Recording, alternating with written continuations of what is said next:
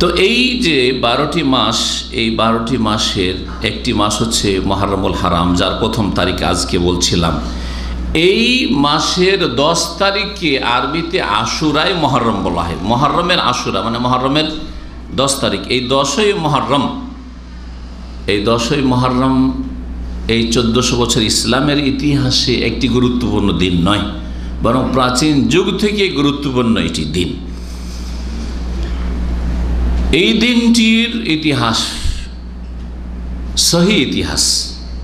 এই দিনের সম্পর্কে কিছু জাল জৈব কথা রয়েছে, যে এই দিন এই ঘটেছে সেই ঘটেছে, একবারে আদম আলাইহিস সালাম থেকে শুরু করে অনেক কিসসা কাহিনীতে রয়েছে। সেগুলির দিকে আমরা যাব না, কারণ সেগুলি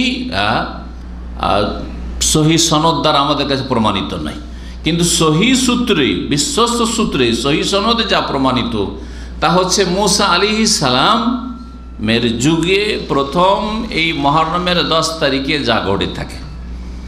নবী করিম সাল্লাল্লাহু আলাইহি সাল্লাম যখন মদিনায় হিজরত করে আসলেন, তখন এখানে এসে দেখলেন যে ইহুদিরা রোজা রাখছে মুহররমের 10 তারিখে আশুরায়। জিজ্ঞেস করলেন তাদেরকে রাসূলুল্লাহ সাল্লাল্লাহু আলাইহি সাল্লাম। এই হাদিস বুখারীতে রয়েছে, মুসলিমে রয়েছে, আবু দাউদ, নাসাই, ইবনে মাজায় রয়েছে, আব্দুল্লাহ বিন আব্বাস রাদিয়াল্লাহু তাআলা আনহুমা থেকে বর্ণিত। কাদেমান নবী সাল্লাল্লাহু আলাইহি ওয়াসাল্লাম আল মদিনা, নবী সাল্লাল্লাহু আলাইহি ওয়াসাল্লাম মদিনায় পদার্পণ করলেন হিজরত করে। ফারা আল ইয়াহুদা তাসুমু আশুরা, ইহুদিদেরকে দেখলেন যে আশুরা রোজা রাখে। কোন কোন রিওয়ায়াতে রয়েছে যে নবী করিম সাল্লাল্লাহু আলাইহি সাল্লাম যখন মক্কায় ছিলেন হিজরতের পূর্বে, তখনও রোজা রাখতেন। তার মানে এই রোজা মক্কার লোকেরাও জানত। আর রোজা রাখা ভালো কাজ, আল্লাহ সন্তুষ্টির জন্য, আল্লাহর ইবাদত। নবী সাল্লাল্লাহু আলাইহি সাল্লাম জাহিলিয়াতের যুগের কাফেরদেরকে যা করতেন ওই তরিকাতে। অথবা নবী করিম সাল্লাল্লাহু আলাইহি সাল্লামের কাছে কোনো ওহী ছিল, যেমন একটি বর্ণনার ভিত্তিতে রমজানের রোজা ফরজ হওয়ার আগে পর্যন্ত এই মুহররমের আশুরা রোজা ফরজ ছিল। তো যদি এই কথাই হয়, যেমন নবী সাল্লাল্লাহু আলাইহি ওয়াসাল্লামের এই হাদিসটি প্রমাণ করে, আর যখন রমজান মাস আসলো তখন ইখতিয়ার দেওয়া হলো, স্বাধীনতা দেওয়া হলো যে কারো ইচ্ছা হলে রোজা রাখো, বড় সওয়াবের কাজ, নেকির কাজ। আর কারো যদি ইচ্ছা হয় যে রোজা রাখবো না, তাহলে কোনো বিষয় নাই, আর ফরজ থাকলো না, মুস্তাহাব বা সুন্নত থাকলো। তা নবী করিম সাল্লাল্লাহু আলাইহি সাল্লাম মক্কা থেকে রোজা রাখতেন।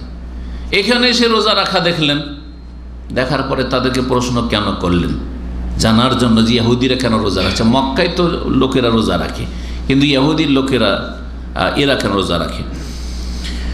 তো নবী করিম সাল্লাল্লাহু আলাইহি ওয়াসাল্লাম জবাব পেলেন তাদের কাছ থেকে, হাযা ইয়াউমুন সালেহ, এটি হচ্ছে খুব ভালো দিন, শুভ দিন, নেক দিন। কোন কোন রিওয়ায়াতে রয়েছে হাযা ইয়াউমুন আযীম, এটি হচ্ছে বড় দিন, এটি হচ্ছে মহাদিবস। ইয়াউমুন নাজ্জাল্লাহু ফীহি বনি ইসরাঈল মিন আদুওয়িহিম, এই দিনে বনি ইসরাইলকে তাদের শত্রুদের থেকে আল্লাহ রাব্বুল আলামিন মুক্তি দান করেছিলেন। অন্য রিওয়ায়াতে রয়েছে ইয়াউমুন নাজ্জাল্লাহু ফীহি মূসা ওয়া কওমা, যেই দিনে আল্লাহ পাক রব্বুল মূসা আলাইহিস সালামকে তার সম্প্রদায়কে, তার মানে তারা বনি ইসরাইল, ভাষার পার্থক্যের সাথে হাদিসগুলি রয়েছে, আল্লাহ পাক তাদেরকে মুক্তি দান করেন। ওয়া আগরাকা ফিরআউন ওয়া কওমা, এবং ফিরআউন এবং ফিরআউনের জাতি যে কিবতি, যারা মূসা আলাইহিস সালাম এবং তার বংশধর বনি ইসরাইল যারা সেই যুগের মুমিন মুসলিম ছিল, তাদের দুশমন ছিল এবং তাদের পিছনে আক্রমণ করে এসেছিল ধরার জন্য, আল্লাহ পাকের হুকুমে তারা মিশর ছেড়ে চলে যাচ্ছিলেন। রাতের অন্ধকারে ভোরের বেলা এই ঘটনা ঘটে। আশুরা এই 10 মুহররম ভোরের বেলা এই ঘটনা ঘটে।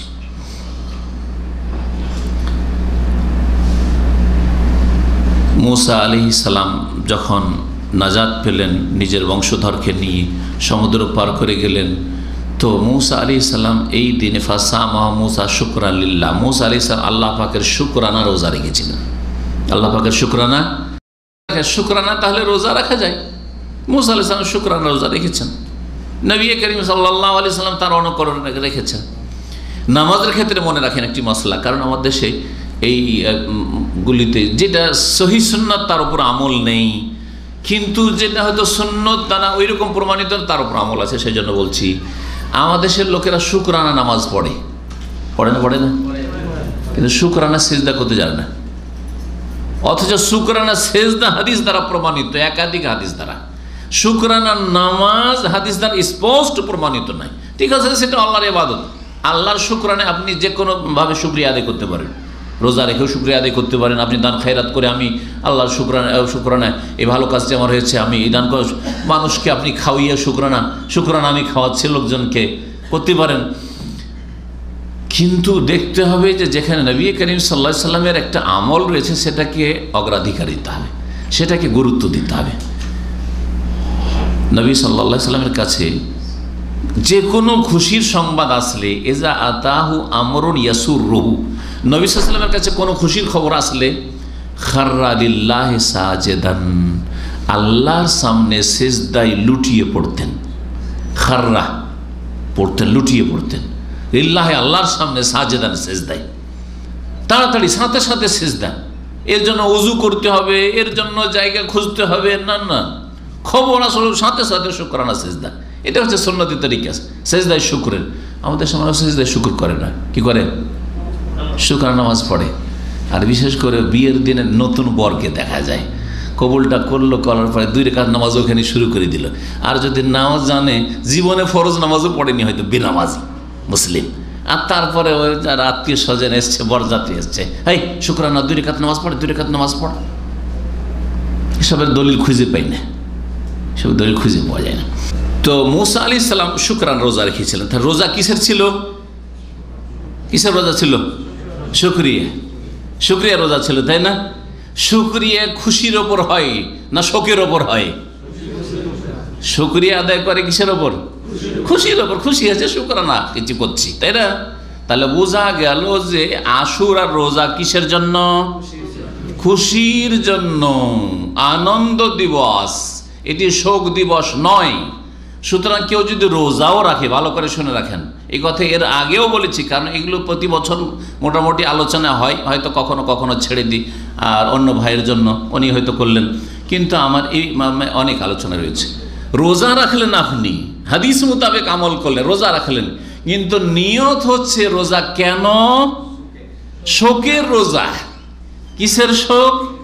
এই দিনে যেহেতু আর একটি শোকের ঘটনা ঘটেছে, আর এরকম বহু দুঃখের আর শোকের ঘটনা ঘটতে পারে, তার মধ্যে একটি বড় শোকের ঘটনা ঘটেছে।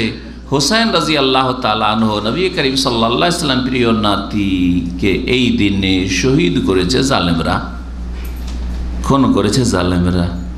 এই ঘটনা এই দিনে ঘটেছে। কেউ যদি রোজা রাখে যে আমি রোজা রাখছি, কিন্তু উদ্দেশ্য রোজার কি? শোকের জন্য। কিসের জন্য রোজা রাখছেন? অনেক আমাদের সে মূর্খ সমাজের লোকেরা রোজা তো রাখে সুন্নতি তরিকায়, রোজাটা সুন্নতি তরিকা হয়, কিন্তু নিয়তটা বিদাতি তরিকায় হয়। নিয়ত কি থাকে? যে এই দিনে নবীর নাতি, ফাতেমার সন্তান রাদিয়াল্লাহু আনহু শহীদ হয়েছেন, সেই জন্য আমরা রোজা রাখছি। তাহলে শোকের নিয়তে রোজা রাখলেন, শুকরানা রোজা রাখলেন নাই। আর মুসা আলাইহিস সালাম ফাসামাহু মুসা শুকরান লিল্লাহ, হাদিসের কথা বলছি। মুসা আলাইহিস সালাম আল্লাহ পাকের শুকরিয়াই রোজা রাখলেন, এবং তার সাথী সঙ্গীরাও রোজা রেখেছেন। ওই তীরের ময়দানে লোহিত সাগর পার করে গিয়ে